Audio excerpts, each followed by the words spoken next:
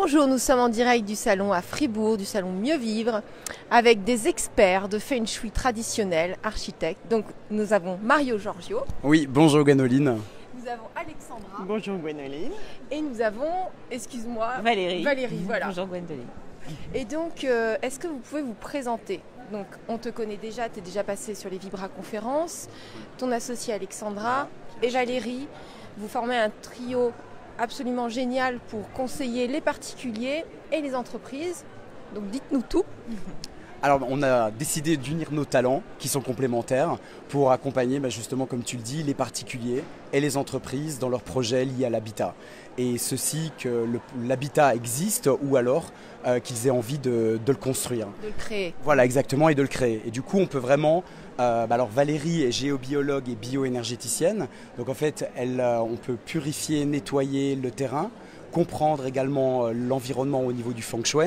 Alexandra va pouvoir réaliser les plans d'architecture, construire l'habitat, le livrer et faire également l'architecture d'intérieur.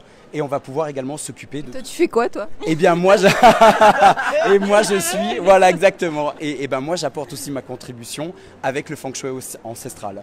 Voilà, puis on va pouvoir s'occuper du paysagisme et également des projets de rénovation et d'agrandissement. Ça, c'est vraiment une expertise totalement complète. Valérie, est-ce que tu peux nous dire quelle va être ta partie, nous expliquer la géobiologie Alors, ma partie, en fait, elle est à différents niveaux. C'est-à-dire que dans un projet global où il y a un projet d'architecture et de construction, bien évidemment, moi, je vais pouvoir intervenir en géobiologie pour aider à construire en collaboration et avec Mario Feng Shui et avec Alexandra en architecture, un lieu qui soit en totale harmonie avec l'environnement. D'accord. Et puis je vais pouvoir purifier effectivement le sol, etc. pour que ce soit le plus favorable. Dans un cas on va dire où on n'est pas, le lieu est déjà construit, là, il y a une partie, on va dire, qui est une partie plutôt sur le diagnostic de ce que l'on va potentiellement vivre dans ce lieu, qui est en complément du diagnostic que l'on a en Feng Shui. Vraiment, c'est une approche totalement globale. Hein. C'est ça. Pas des parties séparées comme on a l'habitude de voir. Oui, exactement. Voilà. C'est-à-dire que là, c'est-à-dire que moi, je vois, on va dire, en géobiologie une partie des phénomènes. Mario, lui, voit en Feng Shui une autre partie des phénomènes. Et en fait, on a vraiment une lecture globale de ce que la personne va vivre dans son lieu de vie avec ces deux techniques. Et comment l'améliorer aussi Et comment l'améliorer, effectivement. Ça, c'est la partie ensuite... En fait, toi, tu optimises quelque part. Tu prends tout ce qui est le potentiel pour pouvoir l'optimiser. Oui, c'est vraiment, on va dire, la partie optimisation est quelque chose d'important aussi, puisqu'en fait, on part de l'individu. C'est-à-dire que mon approche, elle est vraiment de partir de la personne qui choisit un lieu où elle va vivre quelque chose, d'accord? Est-ce qu'on retrouve également en Feng Shui? Et en fait, ma démarche, elle est, on va dire, un petit peu différente de la majorité des géobiologues, parce qu'en fait, ma particularité réside dans le fait que je pars de l'individu et que je vais commencer par faire un soin à l'individu avant d'aller faire quelque chose sur le lieu. Parce que sinon, les phénomènes potentiellement restent ou vous avez encore ça en vous et de toute façon, vous n'allez pas pouvoir passer à autre chose d'autre. Ça semble logique. Tant que vous n'avez pas travaillé chez vous. Donc c'est quelque chose, c'est un accompagnement, on va dire, qui se fait au fil du temps.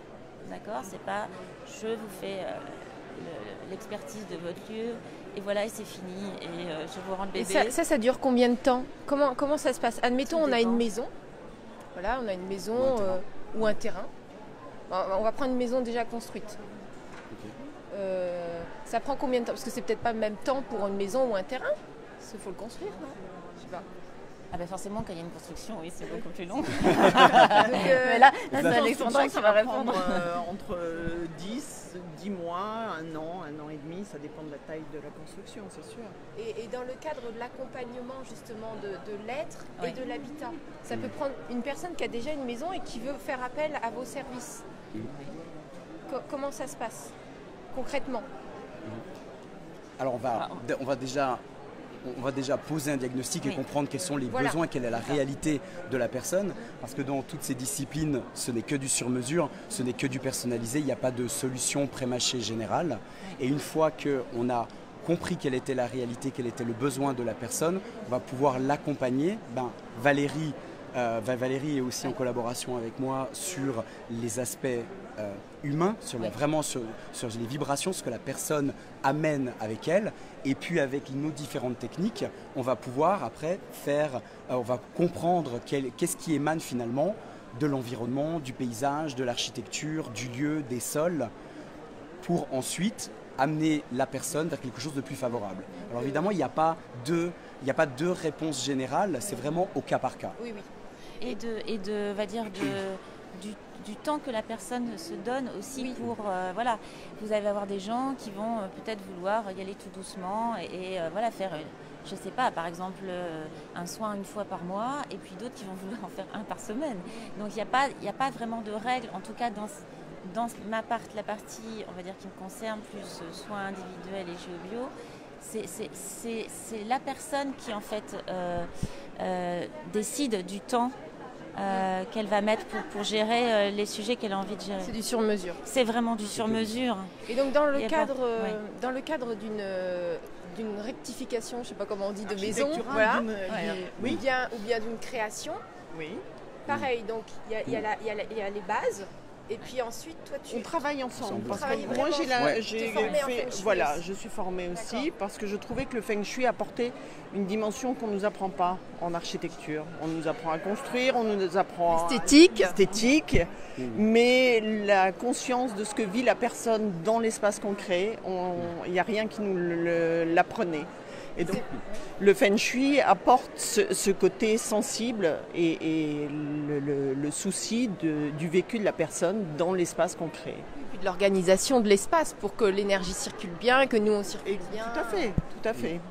Donc c'est vraiment un plus, une autre dimension de l'architecture qui est tellement importante.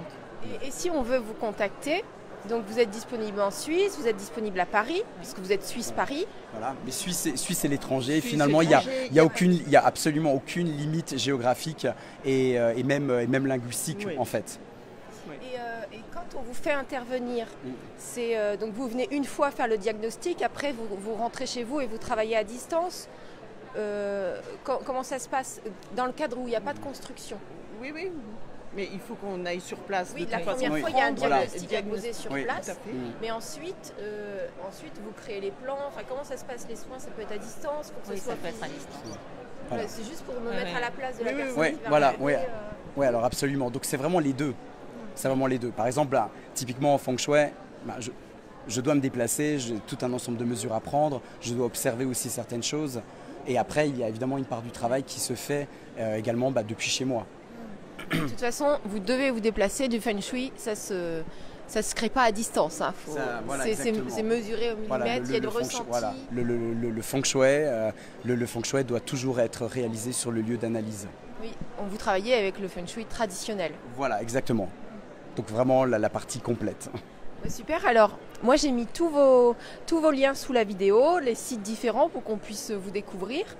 Et puis voilà, je vous laisse le mot de la fin. Qu'est-ce que vous voulez dire Mario, il est toujours parfait. Pour Non, non, mes associés d'abord. Non, ladies first. Ladies first. Non. Est-ce que tu veux nous donner qu'est-ce que tu aimerais partager aux gens? Voilà, en un mot, en une phrase. Je voudrais en fait leur dire, faire un petit mot sur l'habitat, parce qu'en fait je pense qu'il y a peu de gens qui ont vraiment conscience de l'importance de leur habitat, qui est en fait le reflet de l'intérieur en fait. C'est vraiment très important d'avoir conscience de ça, et que tout ce que l'on vit dans un lieu, c'est une part de ce qui est à l'intérieur de nous en fait. Et je pense que vraiment prendre soin de son lieu, c'est prendre soin de soi. Voilà. Complètement. Voilà. Et c'est ça, je pense, qui est plus important. Et on est dans une société qui a oublié ça, finalement. Voilà. Merci beaucoup Valérie. Voilà. Alexandra. Et moi, c'est de dire qu'on peut toujours améliorer son habitat. Il n'y a pas c'est pas forcément hors de prix. Il y a toujours des solutions qui se trouvent pour améliorer le... Bonne nouvelle, hein. Oui. C'est comme nous, notre être, on peut toujours l'améliorer. On peut toujours aller de l'avant. Exactement. Ouais. Et puis là, c'est vrai qu'on a uni des disciplines finalement qui ont été développées aussi par des civilisations dans des époques qui sont différentes. Mais ce qui réunit tout ça, c'est que nous sommes avant tout des terriens, que nous avons la chance d'être sur une planète absolument extraordinaire, qui nous apporte des bienfaits, des bienfaits sans aucune condition. Il faut savoir juste utiliser, exploiter ces lois universelles comme vous savez le faire. Et surtout de vivre en accord avec la Terre. Et pour vivre en accord avec la Terre, c'est important de vivre en accord avec notre propre nature. Et donc c'est vraiment un principe de vase communicant. Super, merci beaucoup, vous êtes géniaux. Ouais, merci à toi Gwénoline, c'était super. À bientôt. À bientôt, au revoir.